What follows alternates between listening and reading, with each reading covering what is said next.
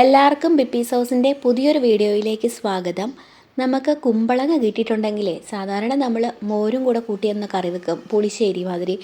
അതല്ലെങ്കിൽ സാമ്പാറിൻ്റെ കൂട്ടത്തിലിടും, അതല്ലെങ്കിൽ തക്കാളിയും കുമ്പളങ്ങയൊക്കെ കൂട്ടി കറി വെക്കും. അങ്ങനെ എന്തെങ്കിലും കറികളൊക്കെ ഒരുപാട് അങ്ങനെ വെറൈറ്റീസ് ഒന്നും ഉണ്ടാക്കാറില്ലല്ലേ.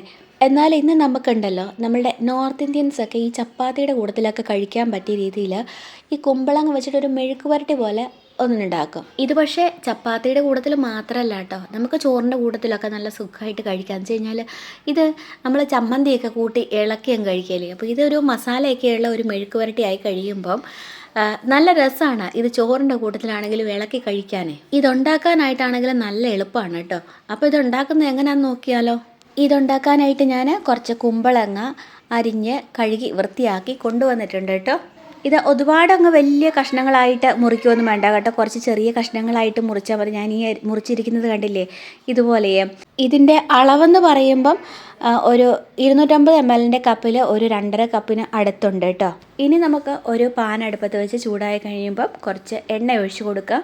എണ്ണ നല്ലപോലെ ചൂടായി കഴിഞ്ഞപ്പം ഒരു 1/2 ടീസ്പൂൺ ചെറിയ ജീരകം ഇട്ട് കൊടുത്ത് പൊട്ടിക്കുകയാണ്. ചില ആൾക്കാർ ഇതിൻ്റെ കൂട്ടത്തിൽ കുറച്ച് കടുകും കൂടി ഇട്ട് കൊടുക്കും കേട്ടോ. നമ്മളുടെ ഇഷ്ടത്തിനനുസരിച്ച് ചേർത്ത് കൊടുത്താൽ മതി. പിന്നെ ഒരു മീഡിയം സൈസ് സവോളയുടെ ഒരു 1/4 ഭാഗം മതിയാകും. സവോളയോ ചെറിയ ഉള്ളിയോ എന്തായാലും കുഴപ്പമില്ല. ഒരു ഇത്തിരി അരിഞ്ഞത് ഇട്ട് കൊടുത്തൊന്ന് വഴറ്റിയെടുക്കാം. ഒരു 3-4 അല്ലി വെളുത്തുള്ളി അരിഞ്ഞതും കൂടി ചേർത്ത് കൊടുത്തിട്ടൊന്ന് ഇളക്കുന്നുണ്ട് കേട്ടോ. വെളുത്തുള്ളി സവോള ഇടുന്നതിന് മുമ്പേ ആണെങ്കിലും ചേർത്ത് കൊടുക്കുക കേട്ടോ. അതും നമ്മുടെ ഇഷ്ടത്തിനനുസരിച്ച് ചേർത്ത് കൊടുക്കുക. പിന്നെ 2 തണ്ട് കറിവേപ്പിലയും ചേർത്ത് കൊടുത്ത് നമ്മൾ അരിഞ്ഞ് വെച്ചിരിക്കുന്ന കുമ്പളങ്ങയും കൂടി ഇതിലേക്ക് ചേർത്ത് കൊടുക്കാം. എന്നിട്ട് കുമ്പളങ്ങ ചേർത്ത് കൊടുത്തതിന് ശേഷം അതിലേക്ക് ഞാനൊരു ചെറിയ തക്കാളി കൂടി അരിഞ്ഞത് ഇട്ട് കൊടുക്കുന്നുണ്ട് കേട്ടോ. പിന്നെ ഞാൻ ഈ സവാള വഴറ്റിയപ്പോൾ നല്ലപോലെ അങ്ങ് വഴന്ന് കളർ മാറിയായിരുന്നു. അത്രയും അങ്ങ് കളർ മാറി വരേണ്ട ആവശ്യമൊന്നുമില്ല കേട്ടോ. ഞാൻ ഇതിൻ്റെ ഇടയ്ക്ക് വേറെ പണിയെടുക്കാൻ പോയായിരുന്നു, അതുകൊണ്ടാണ് അത് അത്രയും വഴന്ന് അങ്ങ് കളർ മാറിപ്പോയത്.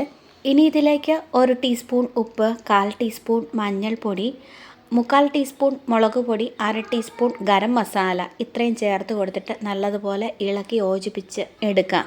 മുളക് പൊടി നമ്മളുടെ എരിവിന് ആവശ്യത്തിന് ചേർത്ത് കൊടുക്കാം.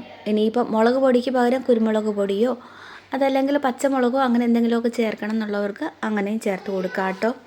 ഇത് നല്ലപോലെ ഇളക്കി യോജിപ്പിച്ചതിന് ശേഷം നമുക്ക് മൂടി വെച്ച് വേവിക്കാം കേട്ടോ. ഇത് ഇളക്കണം നേരത്തെ തീ ഹൈ ഫ്ലെയിമിലിട്ടിട്ട് നമുക്ക് ഇളക്കാം. പിന്നെ മൂടി വെക്കാൻ നേരത്ത് ലോ ഫ്ലെയിമിലിട്ടിട്ട് ഇടയ്ക്കിടയ്ക്കൊക്കെ ഒന്ന് ഇളക്കി കൊടുത്താൽ മതിയേ.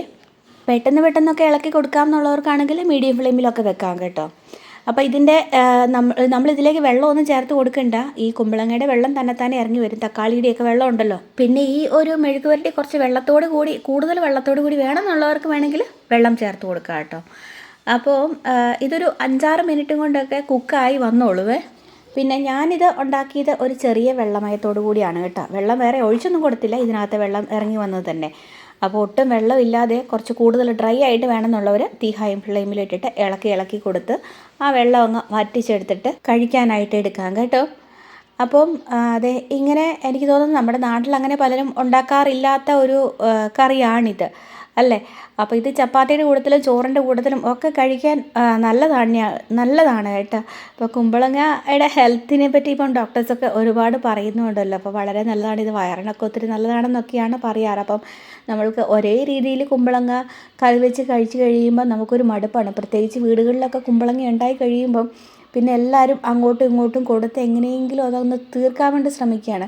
അപ്പോൾ നമ്മളിങ്ങനെ ഓരോ വെറൈറ്റി ആയിട്ടൊക്കെ ഉണ്ടാക്കി നോക്കുവാണെങ്കിൽ നമുക്കത് കൂടുതൽ ഇഷ്ടപ്പെടുകയും ചെയ്യും, നമുക്ക് കൂടുതൽ കഴിക്കാനും പറ്റും. അപ്പോൾ എല്ലാവരും ഇതുപോലെ ഒന്ന് ട്രൈ ചെയ്ത് നോക്കുക. അഭിപ്രായങ്ങളൊക്കെ ഒന്ന് കമൻറ്റ് ബോക്സിൽ ഇട്ടേക്കുക. ഇഷ്ടപ്പെട്ട് കഴിഞ്ഞാൽ ലൈക്ക് ചെയ്യാനും ഷെയർ ചെയ്യാനും ഒന്നും മറക്കരുത് കേട്ടോ. ഇതുവരെ എൻ്റെ ചാനൽ സബ്സ്ക്രൈബ് ചെയ്യാത്ത എല്ലാവരും ഒന്ന് സബ്സ്ക്രൈബ് ചെയ്തേക്കണേ. അപ്പോൾ ഉടനെ തന്നെ മറ്റൊരു വീഡിയോയുമായിട്ട് വരാം. ബൈ.